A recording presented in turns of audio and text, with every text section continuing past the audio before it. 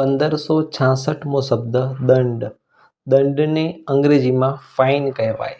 ફાઇનનો spelling થાય FINE fine. 1567મો શબ્દ દાન. દાનને અંગ્રેજીમાં ચેરિટી કહેવાય. ચેરિટીનો સ્પેલિંગ થાય CHARITY ચેરિટી મતલબ કે દાન.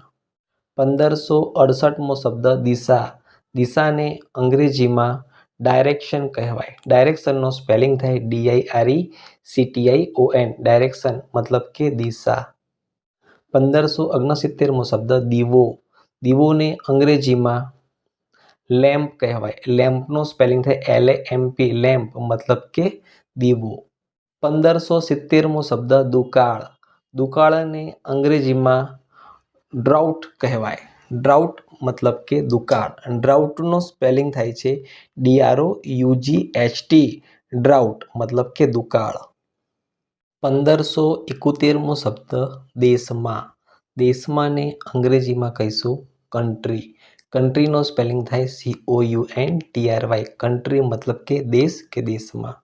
1572મો શબ્દ ધરતી. ધરતીને અંગ્રેજીમાં અર્થ કહેવાય. અર્થનો સ્પેલિંગ થાય છે EARTH અર્થ મતલબ કે ધરતી. 1573મો શબ્દ ધરતીકંપ. ધરતીકંપને અંગ્રેજીમાં અર્થક્વેક કહેવાય. અર્થક્વેકનો સ્પેલિંગ થાય છે EARTHQUAKE અર્થક્વેક મતલબ કે ધરતીકંપ. 1574મો શબ્દ ધરવું. ધરવુંને અંગ્રેજીમાં ઓફરિંગ કહેવાય. ઓફરિંગનો સ્પેલિંગ થાય છે OFFERING ઓફરિંગ મતલબ કે ધરવું. 1575મો શબ્દ ધર્મ. ધર્મને અંગ્રેજીમાં રિલિજન કહેવાય. રિલિજનનું સ્પેલિંગ થાય છે RELIGION રિલિજન મતલબ કે ધર્મ. 1576મો શબ્દ ધુમ્મસ. ધુમ્મસને અંગ્રેજીમાં ફોગ કહેવાય. ફોગનો સ્પેલિંગ થાય FOG ફોગ મતલબ કે ધુમ્મસ. 1577મો શબ્દ ધૂમ્રપાન. ધૂમ્રપાનને અંગ્રેજીમાં સ્મોકિંગ કહેવાય. સ્મોકિંગનો સ્પેલિંગ થાય SMOKING સ્મોકિંગ મતલબ કે ધૂમ્રપાન. 1578મો શબ્દ ધોધ. ધોધને અંગ્રેજીમાં ફોલ્સ કહેવાય.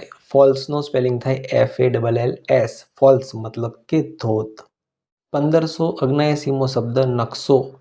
નકશોને અંગ્રેજીમાં મેપ કહેવાય. મેપનો સ્પેલિંગ થાય MAP મેપ મતલબ કે નકશો. 1580મો શબ્દ નેતા.